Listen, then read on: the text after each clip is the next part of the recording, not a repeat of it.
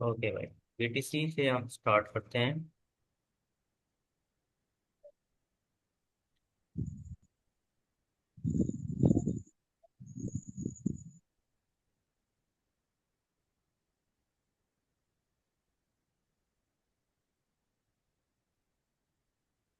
बिल्कुल जी, 1 our time frame पे BTC ने अपना 20 EMA क्रॉस करके उसको रिटेस्ट कर लिया है and dump is loading finally.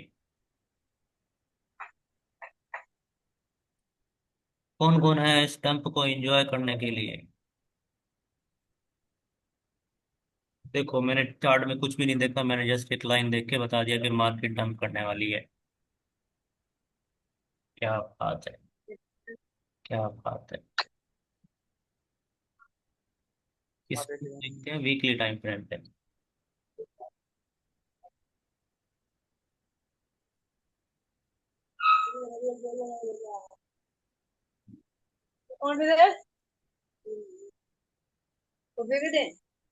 For the अनकन्वीनियंट, मैं आप लोगों के तमाम माइक्स जो है ना वो म्यूट कर देता हूँ ताकि डिस्टरबेंस ना रहे। ओके जी। तो सबसे पहले तो वेलकम टू एवरीवन। इसी तरह हमारा साथ बनाए रखें, बहुत कुछ आपको यहाँ से सीखने को मिलेगा। यहाँ पे आप देखो, मिर्ची का जो 1 वीक कैंडल है, हम देख सकते हैं यहाँ पे मिर्ची ने अभी आज का जो हाई बनाया है 108 के साथ $582 तक। अच्छा, अब बीटीसी ने उसका अगर हम पीछे वाला हिस्ट्री देखें ना बिटकॉइन का, तो आप यहाँ पे देख सकते हो। मेरे टूल्स कहाँ पे गुम हो गए? यहाँ पे देखो, आप बीटीसी की ये कैंडल देखो। क्या आपको मेरा माउस नजर आ रहा है? या फिर मेरा कर्सर मूव कर रहा है? बीटीसी की ये वाली कैंडल, एक है बीटीसी की ये वाली कैंडल, दूसरी है ये वाली कैंडल।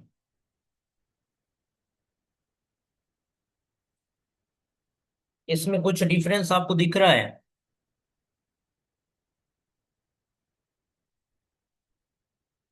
नहीं ना?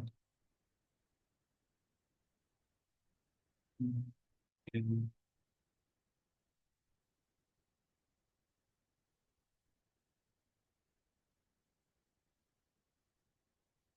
किसी भी कैंडल को या किसी भी मतलब के पॉइंट को मार्क करने के लिए या मतलब उसको हाईलाइट करने के लिए हम एक टूल का इस्तेमाल करते हैं जिसको बोलते हैं एरो। ठीक है, ये जैसे मैंने इसको बुक मार्क में रखा हुआ है, फेवरेट में रखा हुआ। आप इसको कहाँ फाइंड कर सकते हो? आप इसको लेफ्ट साइड पे आपको जियोमेट्रिक शेप्स का एक ऑप्शन दिखेगा, यहाँ पे आपको ये सारे टूल्स मिल जाएंगे जैसा कि पाथ, आर्क, कर्व, ट्रायंगल। ये सारे पैटर्न आप मैनुअली यूज करेंगे हर ट्रेड को या हर सेटअप को मैनेज करने के लिए। अच्छा, और ये ब्रश टूल है, इसको भी मैं फेवरेट कर लेता हूँ, बाद में मैं इसको करता रहता हूँ। और ये एरो मार्क है, डायरेक्शन या फिर आप हाईलाइटेड पॉइंट को किसी डायरेक्शन में मूव करने के लिए शो करते हो। ओके जी। अब अगर हम इस कैंडल को देखें तो इस कैंडल ने, किस कैंडल की हम बात करें? हम इस कैंडल की बात कर रहे हैं, हम इस कैंडल की बात कर रहे हैं। अगर आप इस पूरी कैंडल पे देखो तो ये मंथली, अगर हम जून के मंथ की बात करें तो ये जून के मंथ पहली कैंडल है, पहले वीक की कैंडल है। मार्केट यहाँ से शुरू हुई, फिर यहाँ से नीचे की तरफ उसने मूव किया, इस रेंज में आई, और फिर यहाँ से रिवर्स होकर ऊपर की तरफ गई। एक कैंडल इसने बनाई और यहाँ पे फिर थोड़ा सा ऊपर गई, फिर यहाँ पे आके नीचे क्लोज हो गई, और एक अनडिसीजनल कैंडल इसने बनाया। या आप इसको कोई हैमर या इस तरह का नाम दे सकते हो कैंडल को। तो हुआ क्या? ये नीचे वाली साइड पे इसने इतनी सारी लिक्विडिटी रख दी, ये सारी। अब महीने बाद, 2 महीने बाद, 10 दिन बाद मार्केट ने इस लिक्विडिटी को फिल करना है। सेम सिनेरियो ऊपर के केस में, इस वाली कैंडल के केस में है। तो ये वाली जो कैंडल बनी है, ये भी सेम उसी तरह से बनी है। तो मार्केट जैसे ही सेकंड वे की कैंडल ओपन हुई, मार्केट ऊपर की तरफ गई, फिर थोड़ा सा डाउन साइड की तरफ आई, और जिस पॉइंट से मार्केट ओपन हुई थी, सेम उसी पॉइंट पे आके मार्केट ने क्लोज दे दिया। अब मार्केट के लिए दो डायरेक्शन है, मतलब इन डिसीजनल एक कैंडल बना के मार्केट किस साइड पे जाए, ऊपर की साइड पे जाए या नीचे की साइड पे जाए। तो एक इन डिसीजनल कैंडल बना, और बायर्स और सेलर्स डिसाइड नहीं कर पाए कि मार्केट को किस डायरेक्शन में लेके जाएं। लेकिन जैसे ही अगला वीक शुरू हुआ, जो सेलर्स थे वो हावी हो गए, और ये एक कैंडल बनी रेड, मतलब कि मार्केट यहाँ से ओपन हुई, मार्केट यहाँ से ओपन हुई, ऊपर गई 1,08,000, 1,10,000 के करीब, और फिर वहां से नीचे की तरफ डाउन साइड मूव किया 98,430। मतलब कहने का ये है कि इस कैंडल की जितनी भी लिक्विडिटी थी, इस कैंडल की मैं बात कर रहा हूँ, इस कैंडल की जितनी भी लिक्विडिटी थी मार्केट ने पिछले ही वीक में, मतलब इसी इससे पिछले के वीक में वो ग्रैब कर ली। अब क्या था कि इस कैंडल की लिक्विडिटी बाकी रह गई थी, लिक्विडिटी बाकी रह गई थी। तो जाहिर सी बात है, मार्केट ने इस कैंडल की लिक्विडिटी को फिल कर लिया, लेकिन इस कैंडल की लिक्विडिटी को अभी फिल करना बाकी था। तो मार्केट अभी उसी डायरेक्शन में जा रही है। हो सकता है कि पॉसिबल है कि नेक्स्ट वीक मार्केट थोड़ा सा स्लाइटली ऊपर जाए, 1,09,000, 1,10,000। फिर मार्केट ने अपना जो एक्चुअल मूव है डाउन साइड वो कंटिन्यू रखना है। आप आने वाले दिनों में मार्केट का ये मूव देखोगे। समझ में आ रही है बात? अब नीचे मार्केट क्यों आएगी? मार्केट एक साइकिल के अंदर मूव करती है, मार्केट नीचे इसीलिए आएगी कि यहाँ पे आप देखो तो 92 और 94 के दरमियान एक पड़ा हुआ है CME गैप। मैं आपको CME गैप का चार्ट ओपन करके दिखा देता हूँ, आपने कैसे ओपन करना है उसको। बिटकॉइन CME, CME का क्या मतलब है? कोई बता सकता है कि what stands for CME? Use chat box, और either you can use voice notes. BTC CME।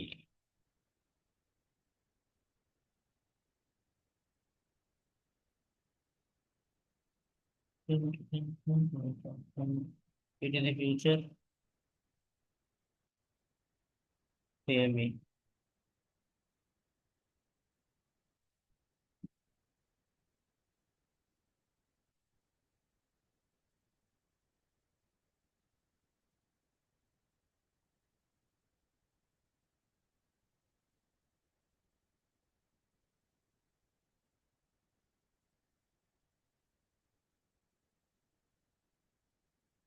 पहली बार सर्च करना तो बहुत ही मुश्किल है, आपको ढूंढना पड़ जाता है। छोड़ो यार, इधर मैंने फेवरेट करके रखा हुआ है, छोड़ो, दफा करो उधर।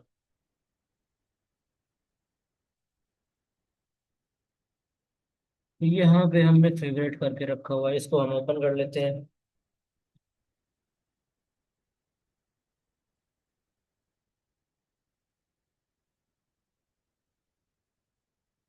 ये देखो भाई, आपको कुछ दिख रहा है?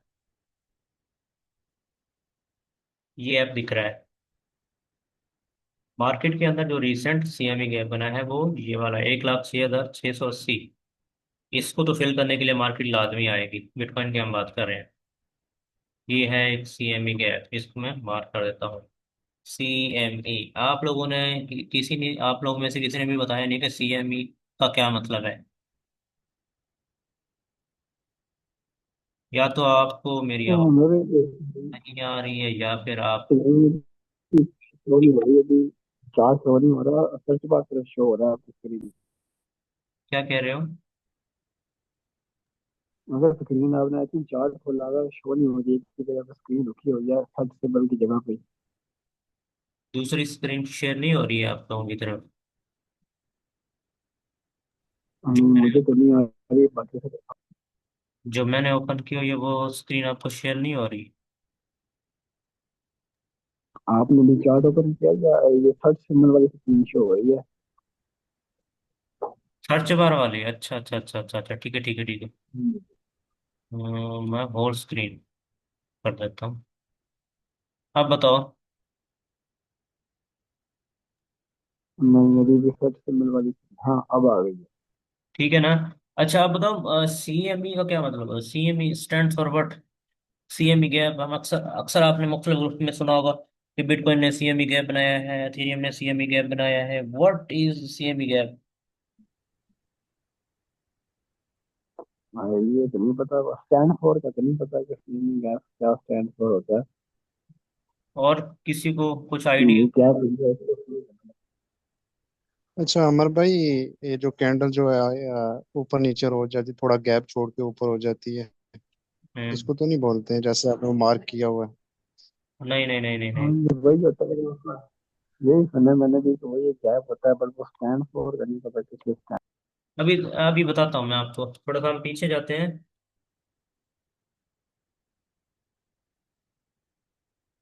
ये देखो, जो बिटकॉइन की मार्केट है ना, वो तो आपको पता है कि 24/7 बीटीसी पर हम ट्रेड कर सकते हैं, ट्रेड हो रहा है बीटीसी, है ना? लेकिन जो जापान की जो सीएमई का मतलब होता है, मैं आपको लिख देता हूँ। Chicago mercantile exchange. बेसिकली ये एक एक्सचेंज है, जिस तरह से हमारा पाकिस्तान का स्टॉक एक्सचेंज है, पीएससी, पाकिस्तान स्टॉक एक्सचेंज। जिस तरह से अमेरिका के एक्सचेंजेस हैं, हर हर मुल्क के अंदर ना एक्सचेंजेस होते हैं जहाँ पे लोग ट्रेड करते हैं। तो इसी तरह से चिकागो, जापान के अंदर एक एक्सचेंज है, चिकागो मर्चेंटाइल एक्सचेंज, दुनिया का सबसे बड़ा एक्सचेंज है। तो वीकेंड है आज, जैसे वीकेंड है, आज संडे है ना, तो उस दिन क्या होता है कि जो चिकागो मर्चेंटाइल एक्सचेंज है उस दिन बंद होती है, क्लोज होती है।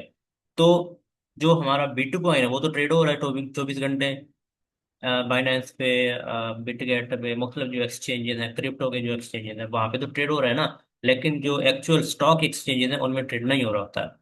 तो क्या होता है कि सपोज केस कि हम कहते हैं, मैं इसको थोड़ा सा बड़ा कर देता हूँ। यहाँ पे आप देखो तो प्राइस का डिफरेंस है यहाँ पे। चिकागो मर्चेंटाइल एक्सचेंज में ट्रेड हुआ लास्ट बिटकॉइन 1,06,305 पे।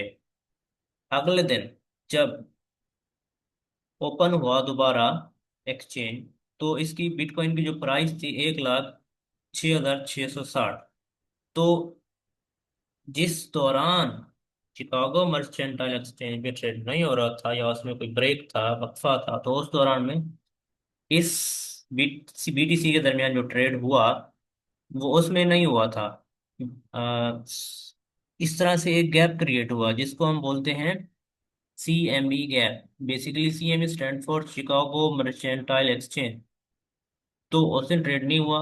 और एक बात मैं आप लोगों को दावे के साथ कह दूं कि जब तक मार्केट अपना C M E gap fill नहीं करती है, वो अपना स्ट्रक्चर मुकम्मल नहीं करती, अपना नेक्स्ट मूव मुकम्मल नहीं करती है। और चाहे 1 साल के बाद हो, चाहे 10 दिन के बाद हो, चाहे 1 मिनट के बाद हो, मार्केट वो अपना C M E gap fill करके ही जाती है।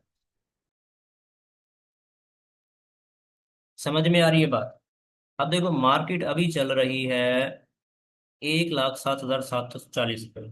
और अभी रिसेंटली जो सी एम ई गैप बना हुआ है बिटकॉइन के अंदर, मार्केट ने इसको फिल करना है, लाजमी तौर पे फेल करना है। कल या परसों आप देखोगे कि ये फेल हो जाएगा। उसके बाद नीचे एक और पड़ा हुआ है सीएमई गैप, 1 लाख। बेसिकली ये तो ऑलरेडी फेल हो चुका है, लास्ट जो पंप एंड डंप हुआ था। उसके नीचे अगर हम जाएं तो एक और सीएमई गैप पड़ा हुआ है जो कि पार्शली फील्ड है।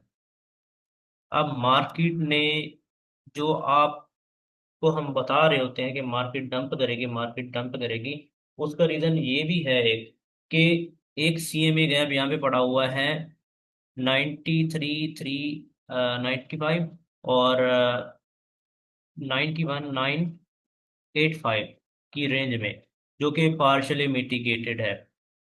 बाकी जितना भी CME गैप्स बने हैं वो मिटिगेटेड हैं ऑलरेडी, उस मार्केट ने उसको फिल कर लिया। लेकिन ये एक CME गैप है जो अभी तक अनफिल्ड है, मुकम्मल तौर पर फिल नहीं हुआ है। तो मार्केट ने अपना इस स्ट्रक्चर मुकम्मल करने के लिए, इस CME गैप को फिल करने के लिए यहाँ पे आना है। समझ में आ रही है बात? ये इंपॉर्टेंस होती है CME गैप की किसी भी मार्केट के अंदर। हो सकता है कि अगर मार्केट इस लेवल पे आती है तो यहाँ पे निचले लेवल पे आपको दिखेगा कि मार्केट के अंदर एक सपोर्ट लेवल भी है, यहाँ से आप इसको ड्रा कर सकते हो।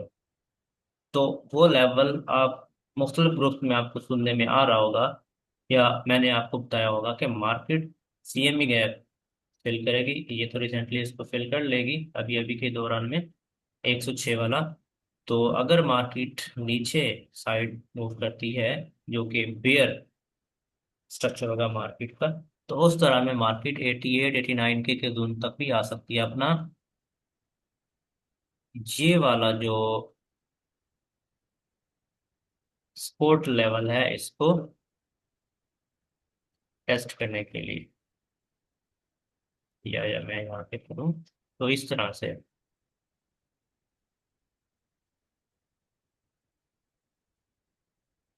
अब जब यहाँ से मार्केट रिवर्स जाएगी तो मार्केट एक न्यू ऑल टाइम हाई बनाएगी, और ये न्यू ऑल टाइम हाई 120 भी हो सकता है, 125 भी हो सकता है, 132 भी हो सकता है, 133 भी हो सकता है, कुछ भी हो सकता है। कैसे? यहाँ तक बात क्लियर हुई आप लोगों को? ये तो था सारा बिटकॉइन के बारे में। इतना बड़ा गैप नहीं है, यहाँ से आप देखो तो यहाँ तक मार्केट में तकरीबन तकरीबन 10 से 12% का मूव आएगा। और जब बिटकॉइन इस 106 108 से 101 93 95 या 88 के जोन में आएगा, तो सोचो कि जो हमारे आर्ट्स कॉइन है उसका कितना कचूमर निकलेगा। और आप लोग इतना तंग हो जाओगे, इतना दंग रह जाओगे कि यार आप, आपने जो स्पॉट में बाइंग की हुई है, आपने जो मतलब कि इतनी लॉन्ग पोजीशन ओपन की हुई है, आप उनको बंद करके आपका कचूमर निकल जाएगा और आप भाग जाओगे कि बस मार्केट आपके बस की बात ही नहीं है। ये तो था BTC का अपडेट। उसके बाद हम बाकायदा अपने क्लास का, अपने सेशन का आगाज़ करते हैं जहाँ से हमने पीछे छोड़ा था। तो हम जाते हैं BTC के मेन चार्ट पे। ये तो था CME गैप के बारे में। अच्छा, एक नई चीज़ आपने आज सीखी है, बिटकॉइन का CME गैप। BTC USDT एंड बी, क्योंकि हम फ्यूचर में ट्रेड करते हैं तो बी लिखेंगे, बिटकॉइन। कोई बता सकता है कि लास्ट टाइम हम कहाँ थे?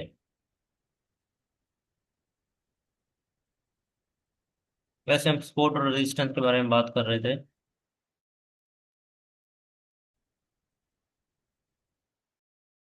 ये मैं चूज करता हूँ mid stand. Just a minute, वो तेरियां पैरा।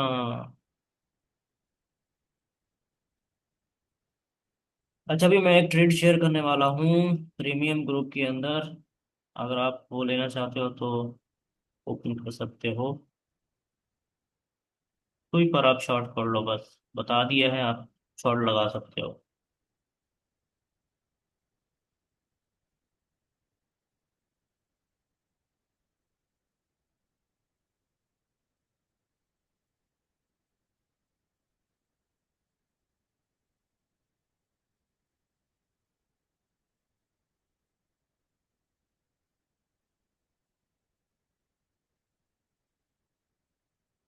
ओके,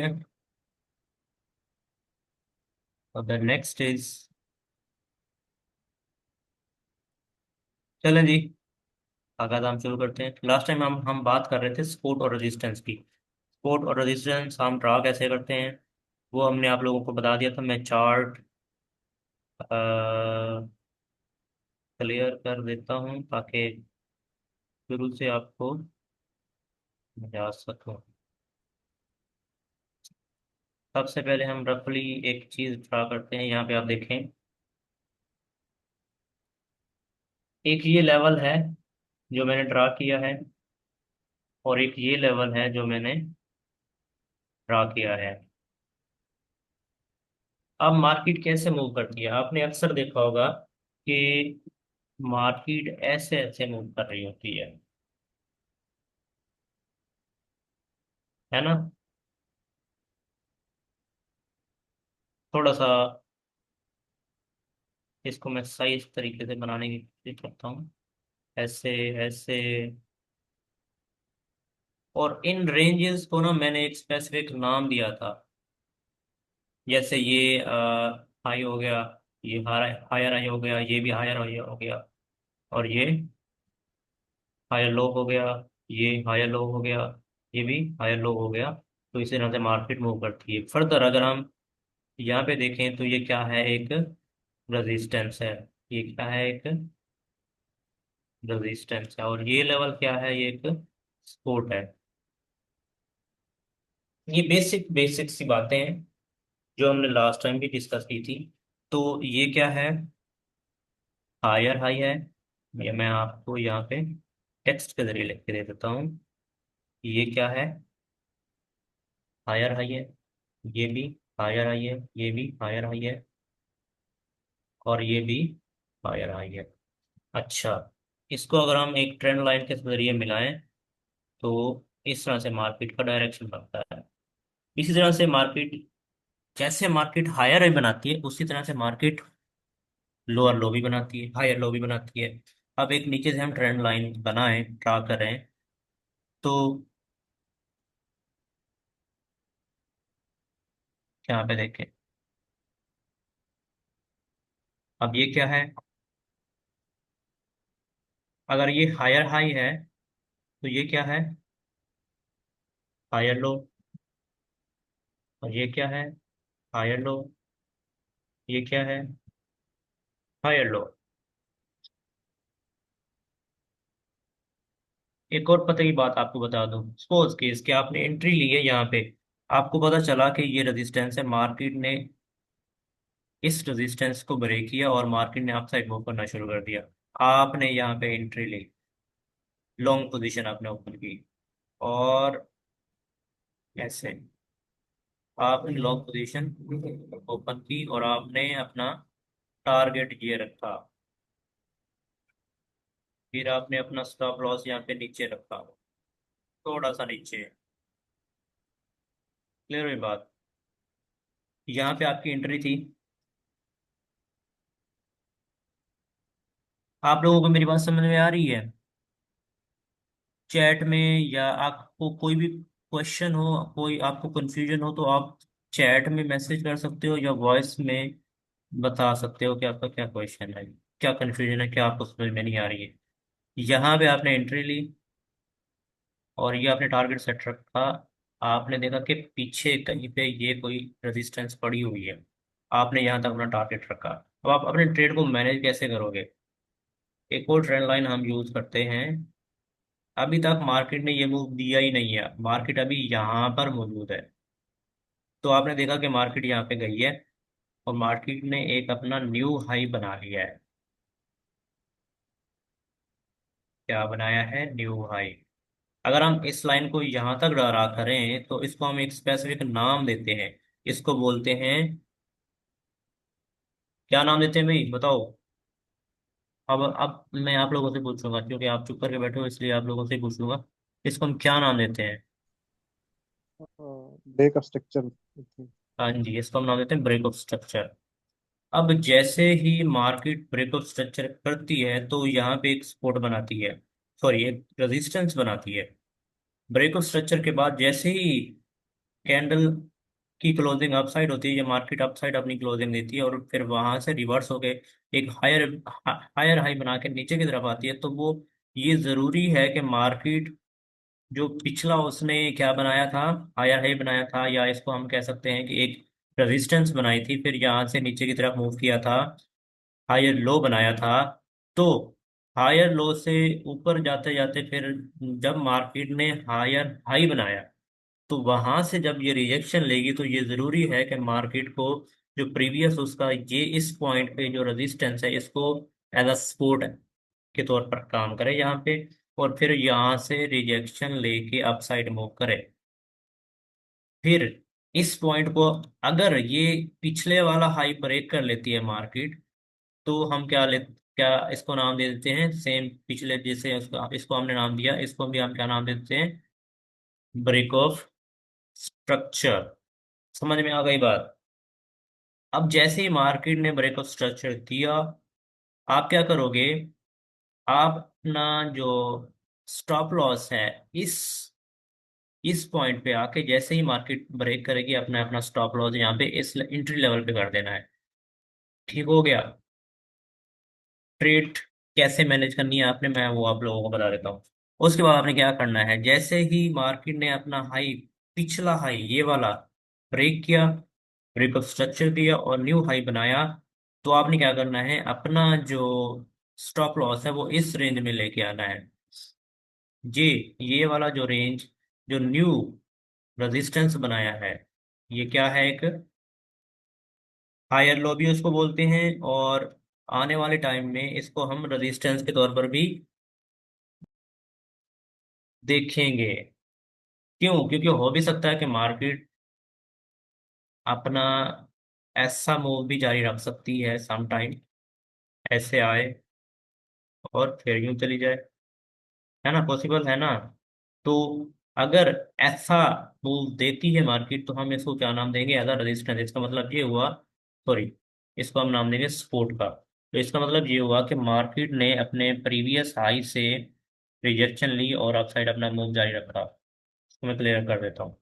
अच्छा, सेम उसी पैटर्न के जरिए जब आप देखते हो कि मार्केट जो प्रीवियस हायर हाई है उसको ब्रेक करके मार्केट अप साइड चली जाती है और एक न्यू हायर हाई बनाती है ब्रेक ऑफ स्ट्रक्चर के बाद, तो आप अपना जो एसएल है जो आपने यहाँ पे सेट किया था इसके नीचे, तो वही अपना एसएल आप यहाँ इस पॉइंट पे लेके आओगे। इसको बोलते हैं ट्रेड मैनेजमेंट। इसी तरह से आपने ऊपर वाले लेवल तक लेके जाना है।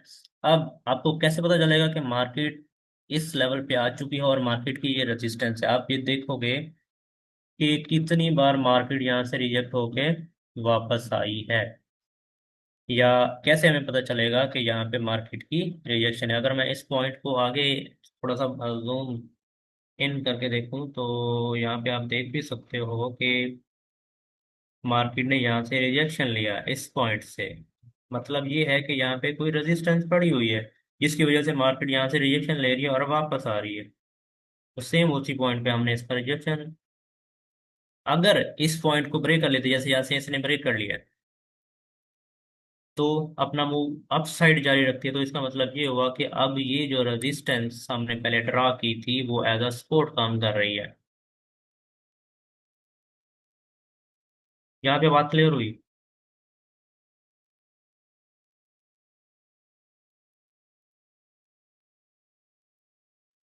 उसके बाद फर्दर अगर हम आगे मूव करें, तो ये तो हो गया कि किस तरह से आप अपने ट्रेड को मैनेज कर सकते हो, या अपना किस तरह से स्टॉप लॉस को ट्रेड कर सकते हो। जैसे अ, हम इसको टारगेट 1, टारगेट 2, टारगेट 3, टारगेट 4 रखते हैं, टारगेट 5, टारगेट 6 बना के देते हैं आप लोगों को सिग्नल के तौर पे। तो आप इस तरह से ट्रेड को मैनेज कर सकते हो। तो इसके अलावा इस कंसेप्ट के अंदर जो मैंने आपको अभी बताया है, इसमें अगर आपका कोई कंफ्यूजन है तो आप मुझसे चैट में पूछ सकते हो। इसका कोई कंफ्यूजन, अगर आपको ये बात समझ में आ चुकी है, तो आप यस का कमेंट करके भी आप आंसर कर सकते हो ताकि हम आगे मूव कर सकें।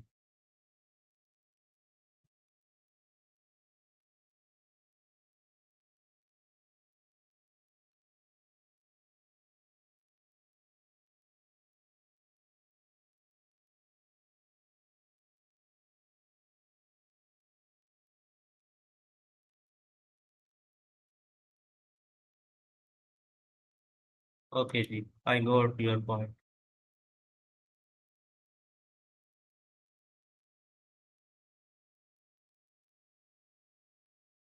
आगे चलते हैं। अच्छा, खैर इस सेशन का जो ये लास्ट 1 मिनट चल रहा है, तो यहाँ पे फिर फिलहाल वाइंड अप करते हैं। अगर फर्दर मैं इसको आप लोगों को ना इसका लिंक शेयर कर देता हूँ, तो दोबारा आप इसको ज्वाइन कर लेंगे, या सेम जो मीटिंग आईडी और पासवर्ड है उसी के जरिए से भी आप इसको ज्वाइन कर सकते हैं। मीटिंग शॉर्टली 1.5 मिनट के अंदर एंड हो जाएगी, तो दोबारा आप इसको ज्वाइन कर लेंगे, फिर फर्दर हम इसको कंटिन्यू करेंगे।